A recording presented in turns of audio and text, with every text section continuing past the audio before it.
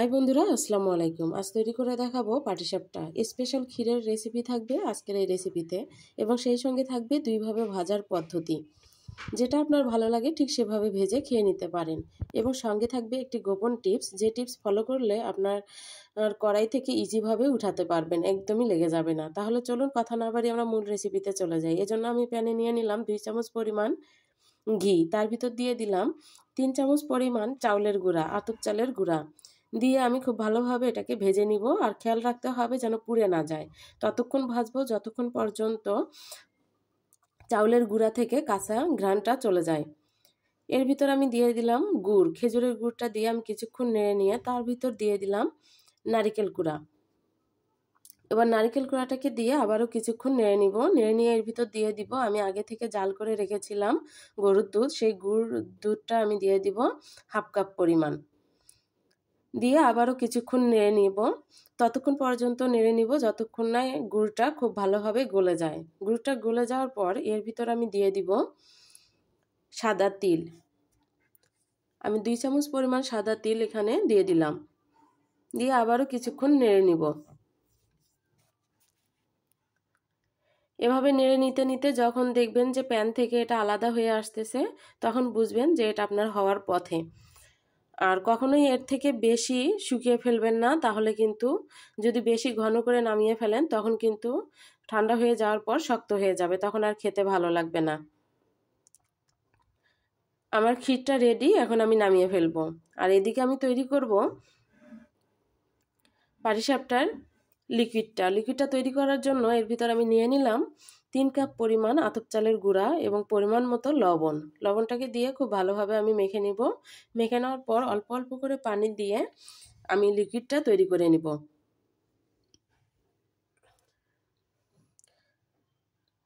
আমি অল্প করে পানি দিয়ে এভাবে হাতের সাহায্যে খুব ভালোভাবে মেখে নিব। ততক্ষণ মেখে নিব যতক্ষণ পর্যন্ত এর ভিতরে স্টিকি ভাবটা চলে না আসে। খুব বেশি পানি দেওয়া যাবে না, স্টিকি ভাব আসা পর্যন্ত আপনাকে অল্প পানি দিয়েই মেখে নিতে হবে।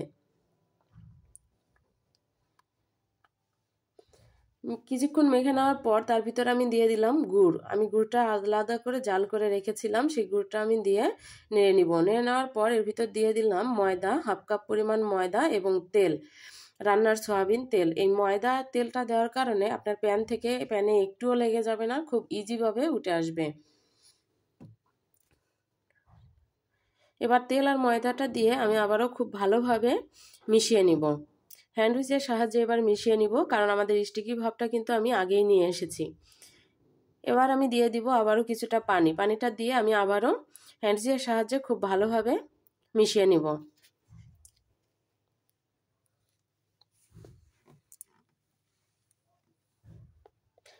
পানিটা দিয়ে কিছুক্ষণ মিশিয়ে নেওয়ার পর আমি আবারও কিছুটা পানি এখানে অ্যাড করব।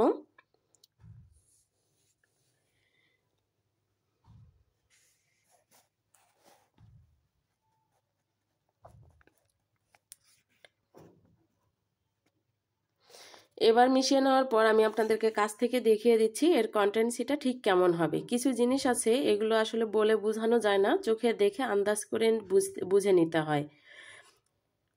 ঠিক ব্যাটারটা এমন হবে। এবার আমি পাটিসাপটাটা তৈরি করব। এজন্য আমি প্যানটা বসিয়ে দিয়েছি চুলায় এবং আগুনটা রেখেছি একদম লো ফ্লেমে রেখে আপনাকে এটা ভেজে নিতে হবে এই পাটিসাপটাটা। আর লো ফ্লেমে রেখে আপনার যদি ব্যাটারটা দেন সেক্ষেত্রে কিন্তু খুব ইজিভাবে দিতে পারবেন। যদি চুলার আগুনটা দিয়ে বেশি করে দিয়ে ব্যাটারটা দেন সেক্ষেত্রে আপনি এভাবে ইজিভাবে দিতে পারবেন না। একটু দেওয়ার পরেই দেখা যাবে যে সিদ্ধ হয়ে আসবে, তখন আর বাকিটা দিতে পারবেন না বা উঠে আসবে, এমন সমস্যা হবে। এভাবে আমি ঘুরিয়ে দিয়ে বসিয়ে ঢাকনা দিয়ে অপেক্ষা করব উপরে সিদ্ধ হওয়ার লুকটা আসা পর্যন্ত। আর আমি যে দুইভাবে ভেজে দেখানোর কথা বললাম সেটার প্রথমটা হচ্ছে আপনি লো ফ্লেমে ভেজে নেবেন এই পিঠাটা আমি একদম লো ফ্লেমে রেখেছি চুলার আগুনটা। এবার আমি এর ভিতর দিয়ে দিব নারিকেলের পুর। দেখুন নারিকেলের পুরটা আমি চামচের সঙ্গে যে দিচ্ছি তাতেই পাটিসাপটাটা উঠে আসতেছে, একটুও লেগে যাচ্ছে না, খুব ইজিভাবে কিন্তু উঠে আসতেছে।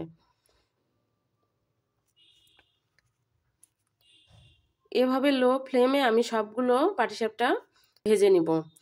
লো ফ্লেমে ভাজলে পাটিসাপটাগুলো ঠিক এমন হয়। আপনারা দেখে নিশ্চয়ই বুঝতে পারতেছেন যে লো ফ্লেমে ভাজলে পাটিসাপটাগুলো ঠিক কেমন হয়।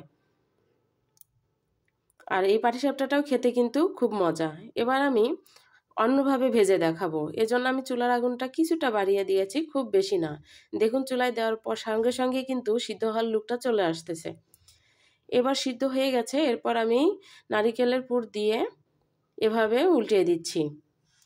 এভাবে আমি সবগুলোকে ভেজে নিব চুলার আগুনটা একটু বাড়িয়ে দিয়ে। যখন চুলার আগুনটা একটু বাড়িয়ে দিবেন তখন দেখবেন যে পাটিসাপটার কনসিস্টেন্সিটা ঠিক এমন হবে। আর এই পাটিসাপটাটাও খেতে কিন্তু অনেক বেশি মজার হয়ে থাকে। তো আমি দুইভাবে ভাজার পদ্ধতিটা আপনাদেরকে দেখিয়ে দিলাম। আপনাদের যেটা ভালো লাগে আপনারা সেভাবে তৈরি করে খেতে পারেন। আর আশা করি আজকের রেসিপিটি আপনাদের অনেক কাজে আসবে।